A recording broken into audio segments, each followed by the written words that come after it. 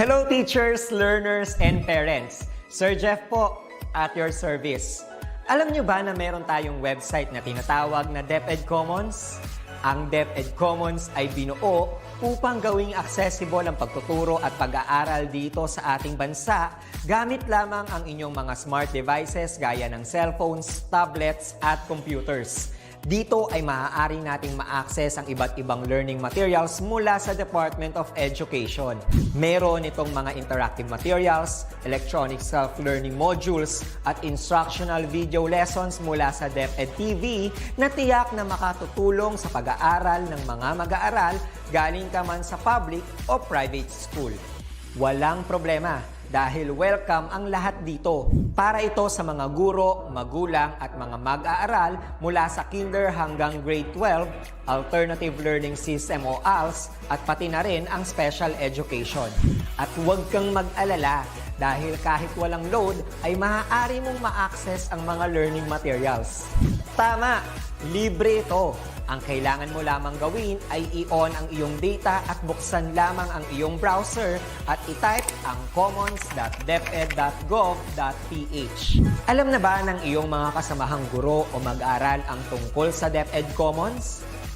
I-share mo na ang video na ito upang matuto rin sila kung paano gagamitin ang DepEd Commons sa mabilis at napakadaling paraan.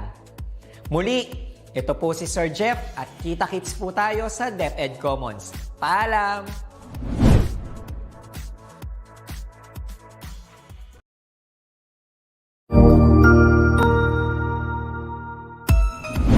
Mabuhay! Good day to all! I am your tutor Madge. Welcome to ETUlay, a free online tutorial, an initiative of the Department of Education, Information and Communications Technology Service, Educational Technology Unit, ICTS EdTech. This program is aimed at helping and assisting learners from kindergarten, senior high school, ALS, Alive, and SPED learners. Aside from answering the modules, the ETUlay is offering programs which you will surely look forward to. Together with our parents and teachers, the ETUlay will bridge the gaps where difficulty and ease meet in learning new knowledge and skills. So, let us prepare our module, pen and paper. Ready your mind to see and hear worthwhile and interesting lessons. Let us now study and learn, together with our volunteer online tutors. Tara na!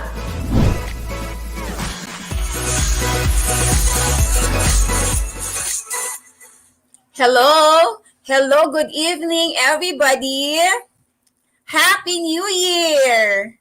Kamusta ang ating mga avid viewers during our ALS LS1 every Monday?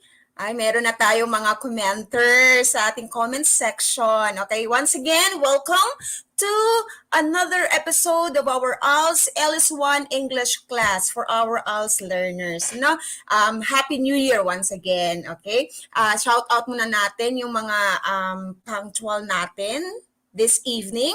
We have Marivic Binyas. We also have Mary Jean Stephen. Good evening and Happy New Year, everyone. Hi, Mary Jean. Okay, also have Marivic Borromeo Binyas. I'm watching, okay? Hello, good evening. Happy New Year. Let us start the new year right. And one of the best things that you do for the new year is to attend our ETUlay sessions, okay? Welcome once again, okay? Pakikuha yung mga pen natin, mga notes kung kailangan para we will start this new year, our session with a new lesson, okay? Bago ang lesson natin for tonight, okay? Medyo iba yung lesson natin compared to our last session last December, last year, no? Parang ang tagal, no? Pero parang 2 weeks ago lang tayo nagbakasyon. Kamusta? Before we proceed, no? Pwede kong malaman ang mga New Year's resolutions ninyo. Kahit isa lang, who could share their New Year's resolution. Okay? Patingin po sa mga comments sa ating mga viewers, ano yung pinaka-resolution mo ngayong taon? Okay, tingnan natin. Anybody from our viewers tonight? Okay? May mga New Year's resolutions ba tayo? May mga ritual ba tayong ginagawa to enter the new year or to start the year, right? May mga ano ba tayo, mga promises to ourselves and to our to others also? Meron ba tayo? Parang wala, parang or delayed yung mga comments natin. Okay, anybody from our viewers? Meron ba tayong mga resolutions? Anybody? Kahit isa lang? Tingnan natin kung pare-pareho ba tayo ng resolutions na ginagawa sa buhay. Okay, parang lahat sa atin may mga New Year's resolutions. Whether you wrote it before the New Year, usually kasi iba nagsusulat yan kung mga bagay na gusto nilang ma-achieve or mga attitude maybe or habits na kailangan na nilang tanggalin or i-develop more for the new year. Healthy living, Elizabeth Zapanta, no? Healthy living, that's parang lahat sa atin, parang priority yan. No more soft drinks siguro, no? Mag-exercise, eat healthy foods, ano pa? Basta di tayo magpupuyat, basta self-love, no? That should be part of our priorities this 2022. Self-love tayo, ha? Kasi ito lang yung puhunan natin sa buhay, yung sarili natin. So we should take care of ourselves, stay safe, and then so that we could give others also, we could serve others, we could love others. Kaya take care natin yung self natin. Okay, let's start. Okay? Para matapos tayo ng on time, okay? Last time, we discussed something about idioms and proverbs. Healthy living. Good evening po, Ninya Palakol Abkilan. Ito, suki natin. Okay? Good evening, Nina. Okay? So, this evening, we will be talking about filling out forms accurately. Okay? Last time, so let's have a brief recap of what we had last December, no? So we discussed about idiom. Kaya always remember that idiom is an expression that cannot be separated. Dapat it should be understood as one. Okay? So they have special meanings, of course. Dapat isa lang. On 40 winks, say short nap, ang ikli lang ng tulog, or on cloud 9, very happy, or keep an eye on, so that means to pay attention, to keep track about something, on something. Ayan, yung mga idioms natin. We also discuss about proverbs. These are well-known, neatly expressed sayings that give advice or express supposed truths, okay? Better safe than sorry. Dapat, be careful kaysa take the risk. Okay, yan, mga better safe than sorry. Look before you leap, okay? Before making a decision, you always have to study or muni-muni muna, kung especially sa New Year, no? Dami nating decision sa buhay. Like, hindi na ako magpupuyat. Okay? These things that contribute to our healthy lifestyle, healthy life, hindi na dapat pagmuni-munihan eh. Kasi alam mo na that's good for yourself. May mga bagay lang na, example, you want to change job, ayan, kailangan natin magmuni-muni. Especially mga big decisions in life. Okay? Look before you leap. Okay? This afternoon or this evening, these are our learning targets. Tell why it is important to fill up forms accurately. This is for our ALS learners, no? Ayan, ALS Bergonville pala to si Nina. Under Ma'am Kikosa, kay Ma'am Maria. Hi po, Ma'am Maria, if you're watching. Ayan, napakabait yan si Ma'am Maria. Okay? So, why is it important to fill up forms accurately? Especially sa ating ALS learners, no? Maybe some of you are already working and some of you are also planning to seek for a job this year. Kailangan natin to remind ourselves, ano ba talagang mga kailangan fill upan sa mga forms. Identify the different parts of a form. Okay? Follow written directions in a document, and this is very important, fill up various forms accurately. Okay? Forms are very important. Okay? Ano yung mga forms na pinag-uusapan natin? Okay? Do you have ideas? Do you have any idea about forms? Can you give me examples of a form? Anybody from the group? Nina. Ayan, medyo siguro na nadaanan na natin ang lesson to na Nina. Ano yung mga forms na finifill upan natin? Can you give me one? Okay? Anybody from our viewers, ano yung mga forms na usually finifill up natin? As we grow older, dumadami yung forms na finifill upan natin. And filling out of forms is sometimes a way or a sign of progress. Ano? Later, tingnan natin, bakit nga ba sign of progress? Very good, Mary Jean Stephen. Biodata. This is very common. Especially kapag as learner ka, yung mabilisan na gawin mo to apply for a job is to look or to buy a biodata sheet. Right? Kasi ang iba, pwede kasi mabili lang yan sa tindahan yung biodata sheet. And others prefer to make a resume. Pero ang pinakamabilis lang talaga, ay may hiring, nakita ko yung hiring, hala, pili ka ng or maglagay ka sa bag mo ng biodata sheets, ready na to give to the employer kung may makita ka sa daan na hiring, right? Biodata, Nina, also. This is very important. So, forms are documents that you have to fill up as a requirement for admission to a school or to a job, okay? These are important because they tell the school or company about you, okay? Later, I will expound this one. A form often requires a lot of information, okay? Kinds of forms. Ito na. Biodata number 1. Good evening, Reduban Alin. Ayan na si Reduban Alin. Thank you for attending our class. Ayan yung mga suki natin. Natutuwa ako kapag na yung mga very yung mga familiar names na umaattend sa ating LS1 session every Monday. Ayan, biodata, very common. As I've said, parang piso lang atang biodata sheet, no? Binibili sa tindahan. Kaya, nandyan na lahat ang fill upan. Our concern now is how to fill up this form accurately. At dapat, ano yung mga tips para maganda yung biodata mo, okay? Again for the others also, other employers need resume, yung ginagawa mo talaga, yung gagawin mo, yung may sarili kang format. Sariling format, basta nandun lahat ng parts. Okay, yun yung resume. Pagandahan yun ng resume. Pero pag mabilisan gawa, mabilisan na pag-apply, biodata sheet ang ating sagot sa mga ganyang scenario sa buhay. Biodata, we also have community tax certificate, ito yung mga sedula. Okay? Income tax return, yan, medyo nakaluwag-luwag na at nakapasok na sa work. Ayan, nag-file na tayo ng income tax return. And nakaluwag-luwag na, medyo may sasakyan na, ganyan, or kailangan maging matuto mag-drive. So, paano mag-fill up ng driver's license form? Ayan, nakakaluwag-luwag na. So, this is also very timely, election ballots. Sa May, this is our election.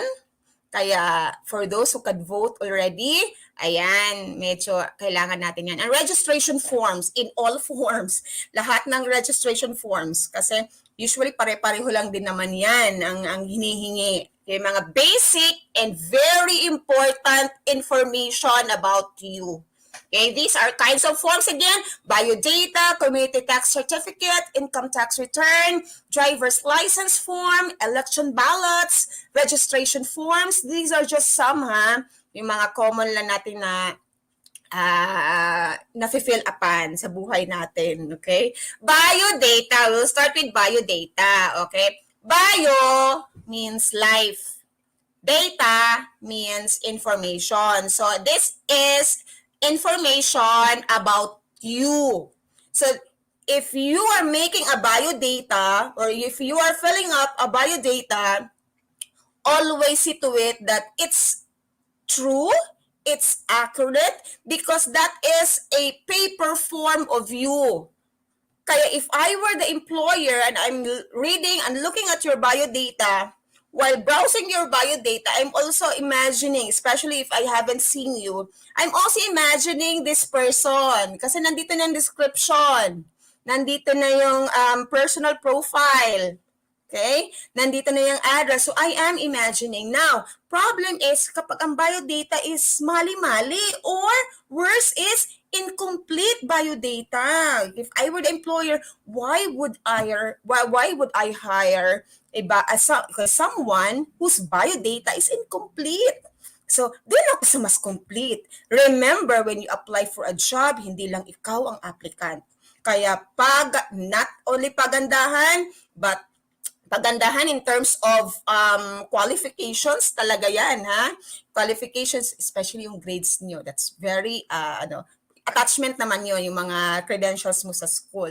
Later, we will elaborate about this. Okay, bio means life, data, information. So that's bio data. Okay? It provides a school or company important information about a person. Okay? So ito yung, it could be for school, when you apply for a college admission, okay, may biodata yan, your resume.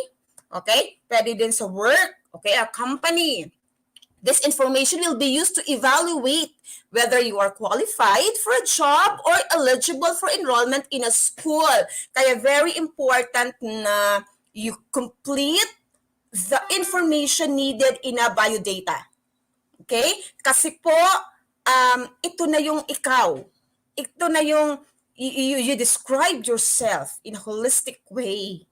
Okay? You give your qualifications, you write your ano may mga what do you call this, yung special skills mo nandiyan din sa biodata. Okay? Tingnan natin.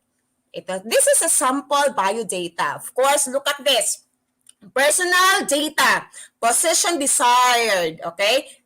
Nauna talaga yan sa kasi if I were the employer and then I'm hiring different positions, so tingnan ko muna, ano ba yung na-applyan nito? Service crew or factory worker or secretary? O yan, dapat ilagay mo. Ano yung na-applyan mo? Do not skip.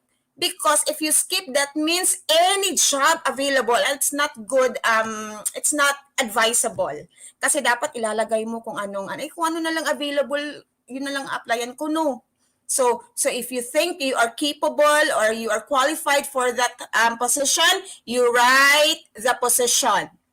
Position desired. Okay, secretary, service crew, ano pa ba? Sales clerk or marketing assistant. Okay, manager. Yan. So, very important, of course, yung name. Hindi pwede ang biodata na walang name. Name should be complete. Starts with your first name, middle initial, and then your last name. Your middle initial, please do not forget your middle initial. Except for those who don't have middle initials. But if you have middle initials, always write your middle initial. Okay, so that completes your name. Okay? City address. Bakit ba nga ba may city address and provincial address? Your city address is, example, you're from the province. Naluwas ka dito sa Manila to look for a job. So you write your current address. Nakatira ka sa tita mo or sa uncle mo, then you write the address of that house where you are living at the present. Provincial address yung kung saan ka nang galing. Okay? Or if you still go to that province once in a while or once a year, please write the address in the province. Write your address in the province. Now, ma'am, pareho lang, wala naman akong province, wala naman akong ibang uni-uwian. City address and provincial address, same lang ilalagay. But avoid, pag sa city address, this is your address. Tapos, nilalagyan minsan kasi the others will just write yung parang quotation mark, open quotation marks. No, or dalawang quit. No, you write still the whole address. Kung pareho yan, yes, pareho yan. Pareho lang ilalagay mo. Avoid yung same or DO. No, para maging formal yung biodata mo, you write in a complete manner. Okay? Civil status or date of birth, of course, your date of birth, month, year, date, and year. Okay? Civil status, single, married, okay? Wala namang complicated eh. Single or married lang, okay? So, single or married, okay? Height. Ang height, some companies would prefer, nakalagay talaga doon in centimeter or in feet or in foot, okay? Ang 1 foot is equivalent to 30 cm. Okay? Kasi nakalagay minsan doon sa may mga biodata kasi na nakalagay in cm, naka-open and close parenthesis cm. So, i-convert nyo na lang. If you were 5 feet tall, then most probably nasa 150 plus yan.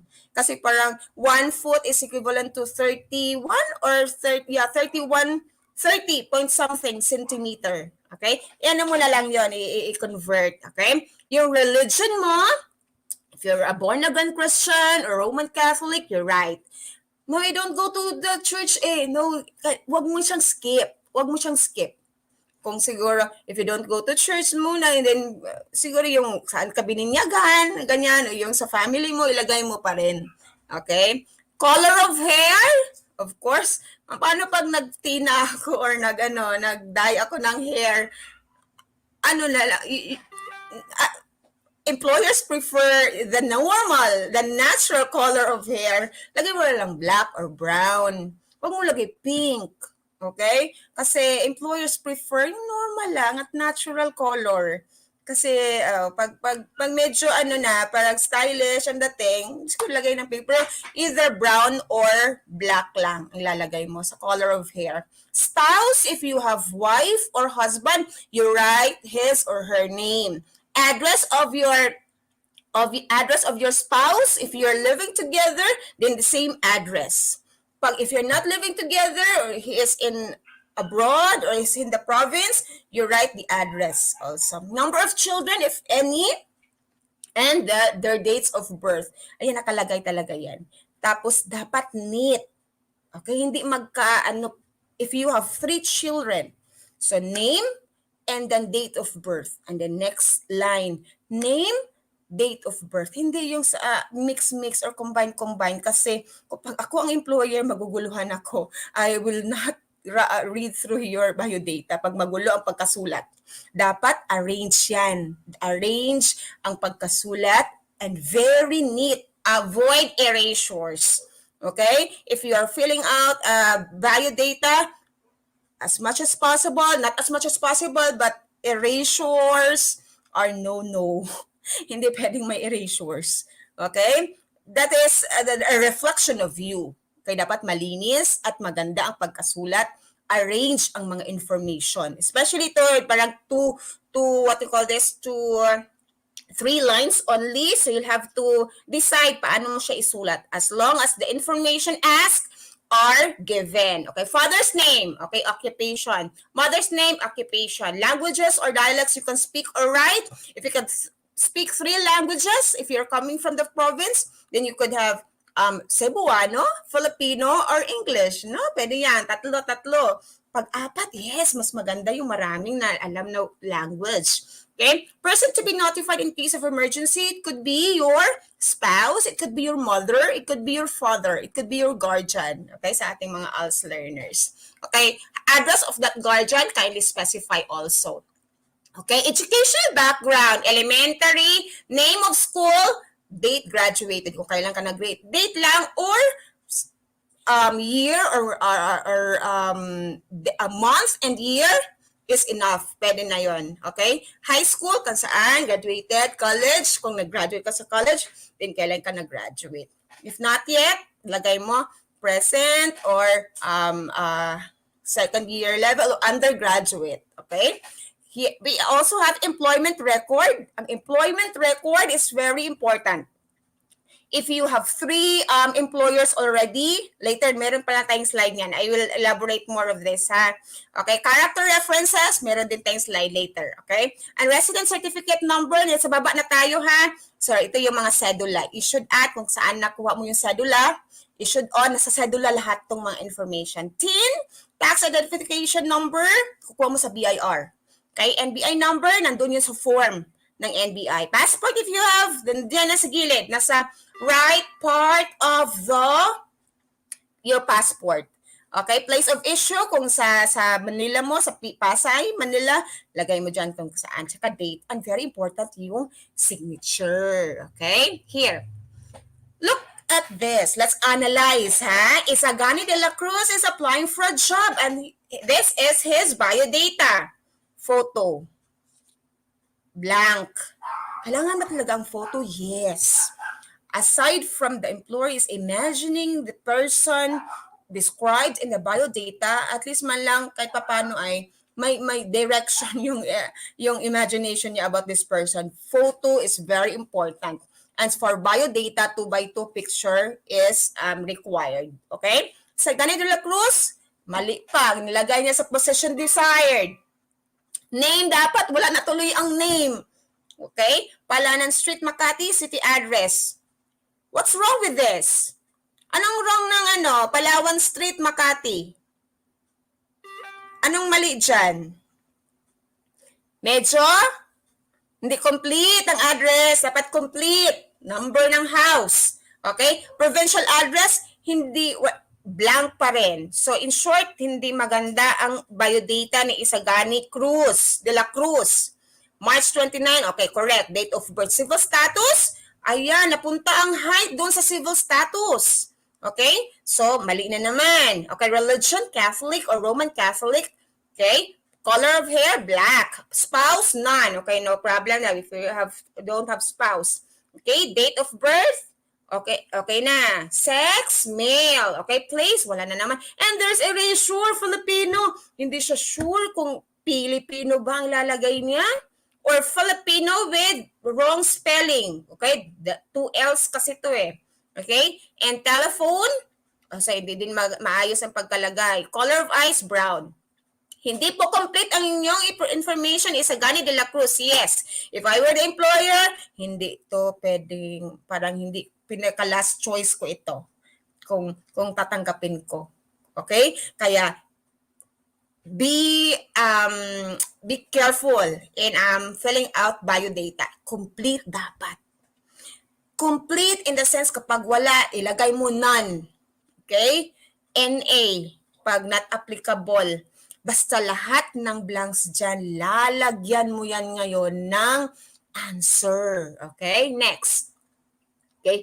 Parts of a biodata. Possession desired, date, okay? Name, sex, city address, ito na yung sinasabi ko kanina, provincial address, date of birth, place of birth. Now, ang place of birth mo, wag na ilagay ang hospital. Kung if you were born in a hospital, then wag na ilagay kung saan na lang. Example, Las Piñas City or Cebu City or Cagayan de Oro City. Okay? The city lang mismo, yung place of birth. Wag na ilagay sa hospital or sa bahay, ganyan. So, yung city lang, place of birth. Civil status, married, single, widowed, pwede din. Citizenship, Filipino. Careful with the spelling, ha? Sariling atin yan. Hindi pwede tayong magkamali. Height. Ito yung sinasabi ko yung height kanina. Yung pwedeng convert into centimeter. Okay? Ang weight also, it could be parang times 2 lang ang pounds to kilos. If you were 100 pounds, so parang nasa 50 kilos more or less. Yung picture po dapat ay recent. Ayan, very good. Ayan, very important po ito from Sir Ariel de los Santos. Yung picture, hindi po dapat yung 5 years ago. Dapat yung recent. Kung ano yung itsura mo at the present, dapat yun. Kasi baka magtaka ang employer. You were called for an interview and then pagdating na employer, ibang-iba naman ang itsura sa picture. Okay? It should be recent. It should be decente. Okay? Pwede naman tayo naka-edit lang na naka-blazer. Okay? Huwag masyadong, parang printed pa ang damit na parang hindi formal. Tapos hindi nakapagsuklay. So it should be you. It should be clean. It should be the best picture of yourself na nakaayos. Okay? So recent and decent. Very important yan ha. Recent and decent. Okay, religion. Okay, telephone number. Color of hair, brown. Huwag nang lagay ang pink at saka green. Okay, if you're applying for a job kasi, you should be, the natural person of you. Okay? So, mag-dye ka. Balik ka dang naka-black ka. Yes po, ma'am. Need po accurate lahat ng information pag mag-fill up ng biodata. Yes, it's true. Color of eyes, lagyan mo dyan ng green. Hindi ka naman, foreigner. Ay, nagka-contact lens ako eh. Pag mag-interview ako, hindi. Kung ano yung color of eyes mo na natural, lagay mo ha. Brown ang atin. Brown bang atin? Yeah, brown ng Filipinos have brown eyes. Spouse, name of spouse. Hindi yung yung ang name ng spouse, hindi pa rin complete, nandyan pa rin yung middle initial. Very important yan. Except na lang, of course, pag wala ka talagang middle initial sa birth certificate. Okay? Occupation of spouse. Address should be complete. Hindi pwedeng city lang. Hindi pwedeng barangay lang. Okay? Kasi, for security purposes, hindi. Kasi yung biodata mo is confidential. So, yung employer has the responsibility to keep it confidential. Hindi niya basta-basta ipakita yan sa ibang tao. Kaya, you are secured na yung biodata mo, nandoon yung address mo, nandoon yung number mo, exclusive lang yan sa employer na pinag-applyan mo. Okay? Number of children, their names, and their dates of birth. Okay? Para alam na married ka na or may anak ka na. Okay? So, this one. Date graduated. Elementary, educational background. Bakit ba refers to the complete name of elementary school. Please do not write the acronyms. It should be the full name of the school kasi ang daming kaparehong acronyms. Okay? Pareho ang acronyms ng school. Okay, especially nag-end yan ng if elementary school ES, okay? So Viking on elementary school. Okay, o Bulacan elementary school pare-pareho yan. Please write the full name of your school. Where you graduated from, including the address. Kung saan ang address. It may not be the whole address of the school, pwede yung barangay lang at saka yung city. Hindi na pwede nang wala ng complete kung saan black, kung saan talaga naka-number. Hindi, pwede na yung barangay and city. Okay? Date graduated, kung kailan ka graduate ha, always remember the year. Kung sa normal pa tayo, ang parating graduation natin is March or April. Kaya please, hanggang sa pagtanda mo, do not forget the year when you graduated. Kahit ako, until now, memorize ko pa rin yung mga date kung kailan ako graduate ng elementary, high school, at college. That's part of you. That's treasure. Okay? Treasure mo yan sa buhay na graduate ka. Kaya huwag mong kalimutan. Okay? Dapat memorize mo yan. Okay? The month and year will do, but if you do not recall the month, di mo alam ano ba talaga ako, March or April. Basta important is ang year. Kahit para makita ng employer, kung ang edad niya is 40 years old, dapat nakagraduate siya ng elementary by 1994, nakagraduate siya ng high school 1998, nakagraduate siya ng college ng 2002. Ganon. I'm basing that on my age siya. Ganon. Hindi, naglap siya para may mga baka nag-stop ito. So, that's background check. Okay? High school refers to the complete name pa rin. Okay, Manila Science High School, Manila. They graduated, same lang. Hanggang sa vocational, hanggang sa pag-college mo, same lang yung format. Same. Full name of, complete name of your school. This is also very important. Employment record. Okay, your employment record will show your current and previous employers, if any. In it, you should list down the names of the companies you have worked for, from the most recent to the first job you ever had. Okay? If so far you have 2 to 3 jobs, you'll have to include that. Mag-start sa pinaka-recent. Yung pinaka-last na job mo. Okay? Example, master cook ka. Big 3 Hotel and Restaurant, Bacoor, Cavite. Tapos, from March 8, 2021 to present. So, say, yan ang present job mo. And you're applying maybe for another job, for another company. So, makikita ng employer, he's still working or she's still working. Okay? Tapos, very important yung date ha. Kung kailan ka nag-start and kung kailan ka nag-stop in that company. Why? Kasi very advisable na hindi ka dapat mag-shift ng job para 2 months ka lang dito. Gusto ko na, ayaw ko na dito. Doon na naman ako sa kabilang. Apply na naman ko. Hindi. It will not give you a good, good record. Okay? So, at least naka 2 years ka doon. Okay? In a company. Recent and decent ID pick when it comes to information, it should be kept confidential for the sake of privacy. Yes, that's true. Kaya huwag kang mangamba to write your full address or even your contact number kasi nga it is of full confidentiality and the employer is responsible for that. Okay? So ilagay mo kasi parang qualified ka pala nun, wala ka palang number kasi tatakot ako baka may ma-scam or what. No, you're applying for a job. So lagay mo lahat ng information mo. Okay? Of course, you are sure of na yung company na ina-applyan mo is of course good. If of course listed is legal, okay? So, from March 8, 2021 to present. So, before that, you were assistant cook, Big 3 Hotel, same lang. So, pag same lang, tapos na-promote ka lang, yan, magandang impression yan sa employer. Okay? From January 5, 2018 to March 7, 2021 kasi naging master cook ka na ng pagkadating ng March 8. Okay? Service crew, nag-start ka sa nag-start ka sa mababa muna na position.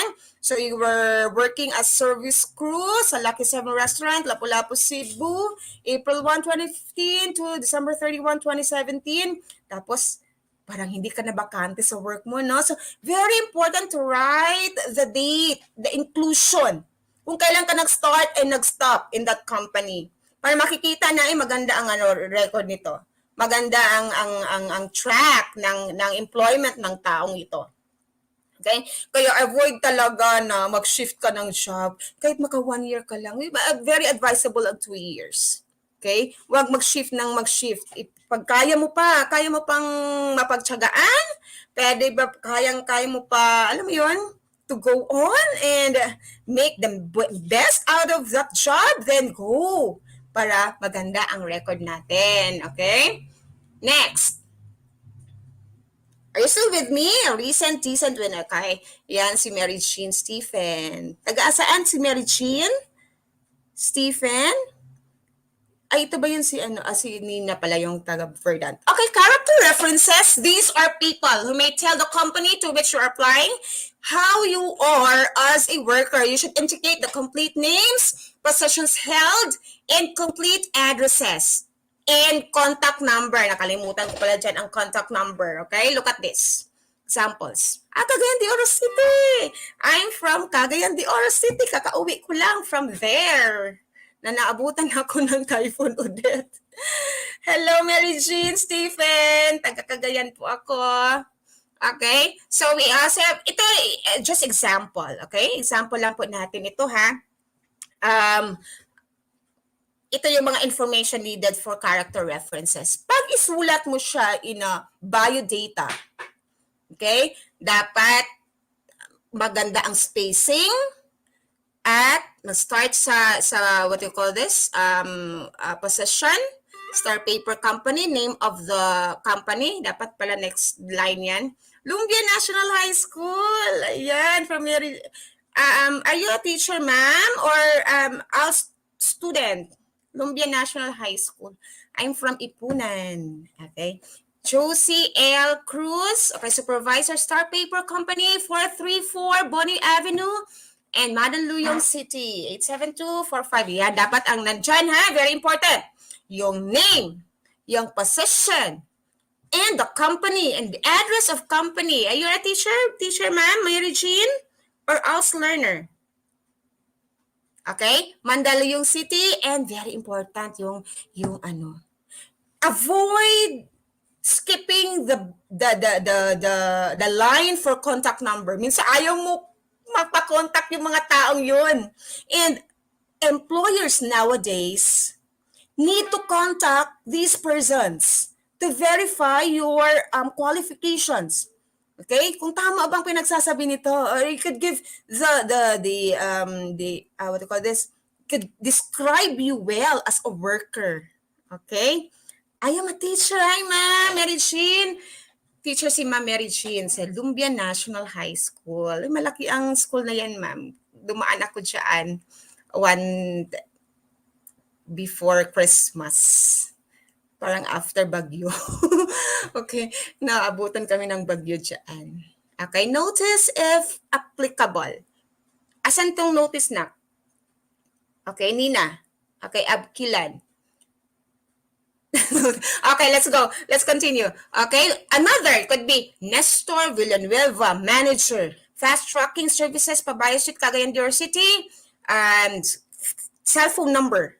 Kung walang available na ano, cellphone number. At least dapat meron.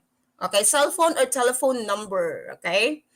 Next, another example is Jane Santos, supervisor, Big 3 Hotel and Restaurant, Lapu-Lapu City, contact number. Okay? What is important in writing the in writing the character references? These people should not be relatives of you. Hindi mo sila relative, friend ko si maganda ang i-feedback sa akin. No, hindi ganun. So, preferably, the people that you write in your character references are your bosses. Yung mga boss nyo, boss mo sa mga companies where you came from or the company that you are working for in the present. Okay, contact needed po if qualified po. Yes, contact needed po if qualified yung nag-a-apply po. Yes, kasi kapag wala kang nilagay doon, paano ka i-contact? Okay? Alangan magpupuntahan ka pa dun sa address mo. So, very important yung number na gumagana na number kasi nga that is the fastest means of the employer to contact you. Okay, yan. So, these are not your relatives, ha? Okay, ito na yung maayos na biodata. Complete. Biodata ni Joy T. McGregor. Okay, complete. Tingnan mo, ha? Complete yan. Browse nyo lang kasi wala tayong enough time. Browse nyo lang na ganyan. Okay? Ayan, complete. Walang no stone unturned. Lahat nilagyan. Provincial address, wala siyang provincial address, right? She wrote NA. Okay, lahat yan. Okay, dapat complete. The educational background, employment. Bakit isa lang yan, ma'am? Bakit isa lang talaga yung employment niya eh? Huwag kang maglagay ng hindi talaga totoo, ha? Okay? Dapat, kung isa lang, di isa lang. Okay, at least meron. Paano pag wala? Kung wala kang employment, wala ka pang history of employment, yung OJT mo, nung nag-vocational ka or nag-college ka, yun yung ilagay mo. Related to the position you're applying for. Okay, yun yung lagay mo, ha? Huwag lagyan ng blank or huwag lagyan ng NA. Okay? Dapat meron. Okay? Tapos, character references, ma'am, dalawa lang yan. No, usually, 3 ang hinihingi sa character references. Ma'am, paano yan? Pag dalawa lang naman ang boses ko eh. No, it could be your teacher. Okay? It could be your principal who knows you well. Okay? Pwede yung principal, pwede teacher. Kaya ako, ang dami ko parating, pinifill upan ng mga, or kinokontak ako, could you be my character references, ma'am? Yes, kasi somehow I know students. Okay? Somehow I know you, how you perform in class. Okay? So the best thing, the best person there, except kung bosses mo, yung boss mo, supervisor mo, yung teacher, naging teacher mo, naging professor mo in college. Okay? So that's about biodata. Ayun, nakaluwag-luwag na tayo, no? Ang ganda na ng work. Ay, kailangan nating bumili ng sasakyan. Or, kailangan sa work, dapat matuto akong mag-drive. Okay? So, how to fill up driver's license form? Basically, pareho lang siya sa mga pareho lang naman ang hinihingi eh. Last name, first name. Ito very specific to kasi yung driver's license kasi very important kasi ito yung valid ID mo. Okay? Primary ID mo. Kaya hindi ka pwede magkamali nan. And as much as possible, you write in print. Okay? Ako kasi, aside from print, capital letters talaga, especially kapag ganitong mga forms na parang maging valid ID mo sa PRC, sa LTO, kailangan maayos. Yung B ko dapat maganda ang parang hindi mapagkamala na other letter.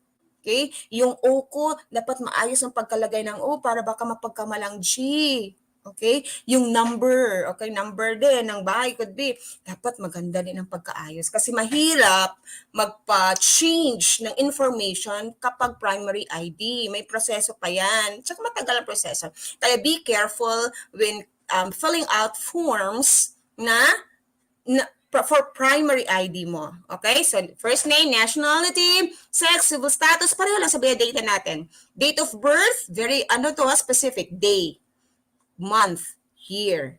Kasi nga, ID mo to eh. Sa passport especially, kaya ang passport, if you have, am I right? Okay, no consanguinity. Okay, yeah, dapat, yes, that's true. Dapat hindi mo relative. Okay, wala kang connection na personal to that person. Okay? So, place of birth, again pag sabi mo Cagayan or City, huwag nalagay yung hospital. Okay? Place of birth. Name of mother, name of father, kahit wala na si nanay or si tatay, example lang po. So, you're still right. Kasi all of us have mother, and all of us have father. Okay? Paano pag walang father? Example, just write not applicable because ma-verify naman yan sa birth certificate mo. But profession, what is your profession? What is your current profession? Biodata or resume? Yan. Yung biodata kasi nabibili lang. Yung resume, yung personalized na biodata. Curriculum vitae. Okay? So, height in meter. In meter. Hindi lang pala in centimeter. So, i-convert mo na lang. Okay, huwag kang magpawala kay Google. I-convert mo lang kung anong, ang alam mo lang talagang height is 5'2". May conversion yan sa Google for sure. I-enter mo lang yung height mo na alam mo. Okay, in feet or in foot. Okay, weight, metric, hindi siya metric kilos. Okay, color of eyes, brown, except for foreigner ka, color of hair, brown or black lang ha. Marks or scars, if you have mole in your face or you have scar, ini-indicate yan sa driver's license. Okay? Kung ilang moles yan dyan, lagay mo. Kung saan mo yung mole in your mind, I have mole in my lower left eye, o ilagay mo dyan, lagay mo dyan ang mga palatandaan mo, marks or scars. Blood type, you should know your blood type. Especially yung mga us learners natin dapat alam mo yan. Alam nyo yan, yung mga blood type nyo. Paano? Pag magpakuha ka ng dugo, magpa-check up ka. Usually naman sa mga, when you apply for a job, pinapa-medical ka muna. Okay? So you will know your blood type. Allergic to antibiotics. Okay? Wear glasses to drive. This is very important. Kaya dapat 20/20 vision mo. Kasi may eye check-up yan pag apply ka for a driver's license. Passport number? Wala kang passport Example lang, wala kang passport. Not NA. Okay? No problem naman. It is not prerequisite to have passport para magkaroon ng license, driver's license. Hindi naman pwede namang wala So if any lang. If meron. If there's any. Okay? Signatures, 3 types for electronic scanning. Yung signatures na especially sa bangko. Tatlo talaga, ma'am. Mag-invento talaga ako kasi I only have one signature Mag-invento talaga ako ng another 2, no? Same lang po. Tatluhin mo lang. You don't need to create another signature. So you just write. Kasi ang stroke, tinitingnan yan. Kung same lang ang stroke pagkalagay mo. Kaya every time sa example, sa bank, or yung driver's license, dapat isang stroke lang yan. Hindi yan mag-appear yung tatlong mo dun sa mismong card mo sa driver's license. Isa pa rin. Just for verification purposes lang yung dalawa. Sa bank din, tingnan ang stroke kung pareho lang pa ang pagkasulat mo sa signature mo. So same lang, hindi ka na mag-invento ng another or create your another signature, hindi. Same lang po na signature, tatluhin beses mo lang. Okay? So here, nakaluwag-luwag na, mag-file na tayo ng income tax return, tax declaration form. Okay? May malaki kang negosyo. Yan, from biodata, nakarating na tayo ng tax declaration. Okay, I will just run through this form kasi medyo tayo. So, ito yung tax declaration. Okay, wait lang. Babalik tayo. Sorry. Okay. Arlene Kaya, good evening. Ayan. So, declaration oath, or sample, City of Manila, the same pa rin. Diyan pa yung name. Number 1 pa rin yung name. Of course, Hindi ka pwedeng mag-fill up ng kung basta-basta wala kang name. Number 1 yan, titingnan mo. And especially, pag mag-fill up ka ng form ha, tingnan mo kung tama ba yung line na nilagyan mo ng name. Kasi sometimes, nagkamali ako one time yan. Not one time, but many times. Kaya talagang babalik o hingi pa ako ng another form kasi ayoko nga may erasure kapag form ang finifill upan, avoid erasure. Kasi para hindi magkamali yung personal data mo. Okay?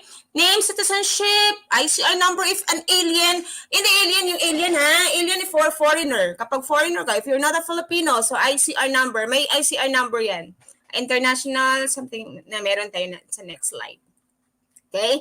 Anong laman ng tax declaration form? Okay? 1, ICR number. Only needed if you're a foreigner. Okay? Pag hindi ka foreigner, hindi mo na kailangan. NA. Di ko lalagyan na No, lagyan. Kahit hindi mo ka foreigner, lagyan pa rin. Residence tax due is dependent on whether you have a job or not and how much you actually earn plus the basic residence tax due. Okay? Pag 6,000 ang basic mo, times mo lang into 12. Kasi 12 months, kasi annual. Basic residence tax due refers to the basic amount the taxpayer has to pay aside from how much she or he will be discharged based on her earnings. We'll have a separate, siguro, we'll have a separate session for this kasi medyo mahaba siya. Nilalagay ko lang kasi to run through these forms nga.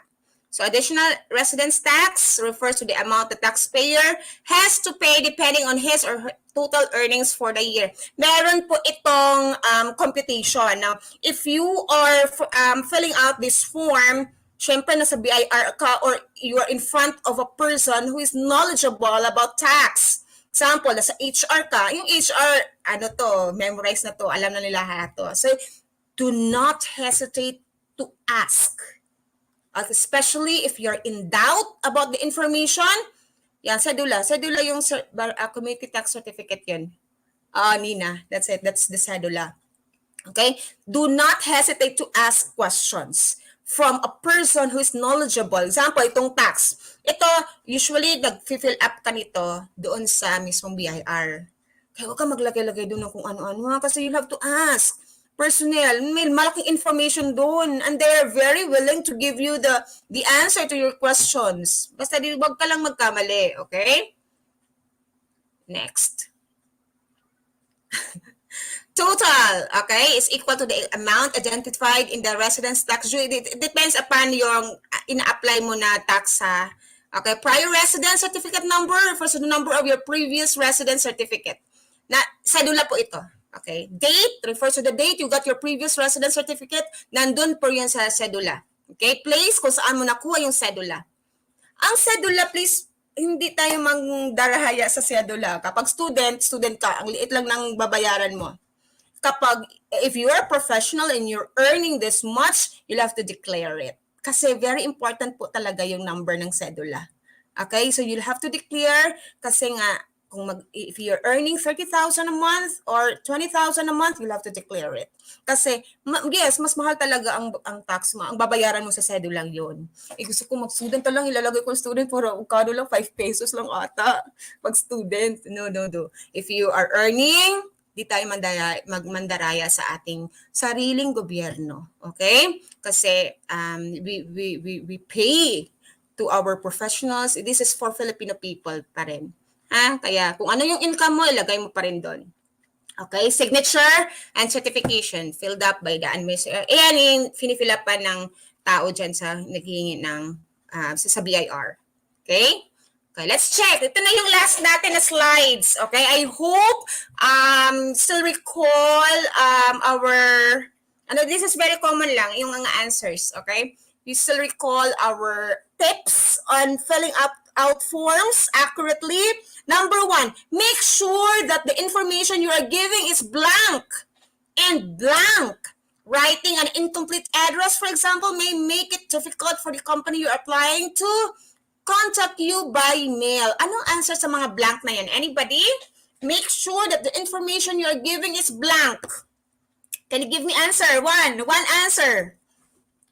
Ano lang yan? Basic yan. Sometimes common sense. Make sure that the information you're giving is blank. Very, hi ma'am. Yes ma'am. Thank you po, Mary Jean. Ma'am Mary Jean. Correct. Correct. April packing. Okay, correct. Complete and correct. Accurate. Very good. Ayan. Complete and accurate. Okay, always remember that. Always remember, complete and accurate and true and correct. Do not invent ng company.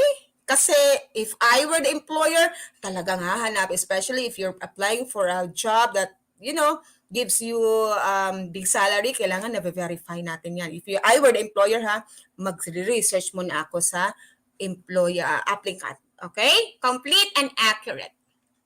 Check if you blank the words and blank the numbers correctly. Ano kaya yan? Ano yung mga words na yan? Check if you blank the words and blank the numbers correctly. Ano yan? Ano kaya ang pwede natin ilagay dyan? Right! Yeah, April. Ayan si April, oh. Parang first natin tong, viewers April. Okay? From where are you from, April? Spell the word Shamel. Ito din si Shamel. Okay? Shamel, okay? Spell the words and wrote the numbers correctly, especially yung number. Kasi minsan, ang 1 natin parang 7. Ang 7 natin parang 9. Always write legibly. Klaro. Hindi dikit-dikit masyado. Ang laki ng line eh. So, ilagay mo ng maayos. Maganda ang spacing. Okay? Kasi nag-fill up ka. No problem if you're using curriculum vitae or the resume. Kasi, of course, typewritten yon. Okay? Ayan. Write blank and blank. Do not use pencil. Kasi it could be erased kapag pencil, ha? Hindi pwede naka-pencil yan kasi anytime pwedeng somebody will erase that at ibahin na yung information. And do not use friction pen ba yung na-erase na pen? Hindi pwedeng ganon. Ask Carrie Stagig. Ayan si April. Okay, Ma'am Mary Jean, spelled and written. Okay? So, what's the answer for number 3? Ayan, write neatly and legibly. Do not use pencil. And do not use red pen. Okay? May mga nagbabayodata ay walang ibang pen eh. Sige, red na lang. Hindi po. Do not use red pen. Ang pinaka-formal natin, recommended color of pen is black only. Ang blue pen, option lang natin yan ay black pa rin. Okay? Use only blue or black or typewriter or typewriter ink in filling up forms, or better yet, use a typewriter or computer. Kapag hindi ka sure and your handwritten is medyo bad, o ilagay mo, typewritten mo. Pero pag madalian nga, sabi ko sa inyo, nakita mo na yung hiring dyan, kailangan may dala ka namang biodata sheet, i-fill up mo neatly. Do not forget, no erasure. Okay, no erasure. That would reflect to your personality or yourself pag may erasure. Last, submit forms on find out when the deadlines are and blank with them. Okay? Time. On time. Pag sabi ng hiring until Saturday lang, January 7, before. On or before. Huwag ka na dun sa on. Dapat sa before because still, it gives a good impression to the employer. Ay, punctual siya. Very prompt siya. Huwag na hintay ng deadline. Okay? So, New Year ngayon, magandang mag-resolution. Dapat on time ako sa mga module ko. Dapat on time ako sa mga, mag-apply ako ng job. Dapat prompt ako sa mga application letters or application papers. Find out when the deadlines are and comply the deadline. Okay? So, let's remember na tayo. Filling up forms accurately is the first step in getting into a school or company you're interested in. Different kinds of forms require different kinds of information, pero ang basic, nandyan yung name mo, address, and your birthday. Okay? Always be honest. Okay? Very important. Always be honest when filling out forms. After all, cheating on it means cheating yourself as well because that is a paper form of you. And do not forget, of course, your picture. Dapat maganda, hindi nakaganyan. Dapat formal, nakangiti lang na normal na ngiti, naka-blazer, hindi naka-blouse lang na naka-blouse ka lang, no? Pa-edit mo na lang yan sa papicturan mo. Edit mo, lagyan mo ng blazer. Kasi nagmamadali ako eh. Nandiyan na yung hiring, oh. So, palagyan ng blazer, ha? Kasi na-edit po yan. Basta, yung recent and decent photo mo. Okay, thank you. And Happy New Year. Good evening once again. Nina, Ma'am Mary Jean, April, Shamel. Sino pa tong mga natin? Si Nina and also Reduban, Alin. Happy New Year sa iyo. Okay. Sino pang hindi natin na-mention? Okay. Okay. So, Happy New Year once again. Do not forget to attend ETUlay. Ako, every Monday tayo ha. Every Monday, 6 to 7 p.m. Pero ETUlay natin, lahat from 9 a.m. Monday to Friday, 9 a.m. to 7 p.m. Ang AS natin, from 5 p.m. to 7. So, dalawang subjects tayo ng AS every day. So, do not forget yung mga kapitbahay nyo, yung relatives, yung brothers and sisters nyo, especially kapag may mga module na medyo mahirap sagutan. Ayan, patinan mo lang ETUlay from morning ng 9 a.m. Lahat ng subjects, name it, meron tayo. We are, of course, following the curriculum. Of course, yung curriculum natin, yung MELCs natin, sinusunod natin for for nationwide. Lahat sa atin. Okay? Yan na, let's call it a night. Okay, thank you for accompanying me until 7:03 p.m. Parang 1 hour talaga tayo. Thank you so much. See you next Monday, same time for ALS LS1 English. Goodbye.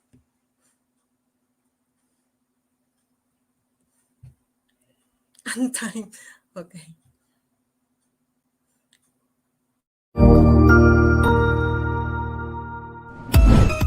Ang bilis ng oras, no? Natapos na naman ang ating ETUlay online tutorial sa araw na ito. Ikaw ba ay may mga bagong natutuhan? Kung opo, abangan bukas ang ating mga kaabang-abang na ETUlay program. Gamitin ang hashtag ETUlay Level Up. Kita-kits bukas!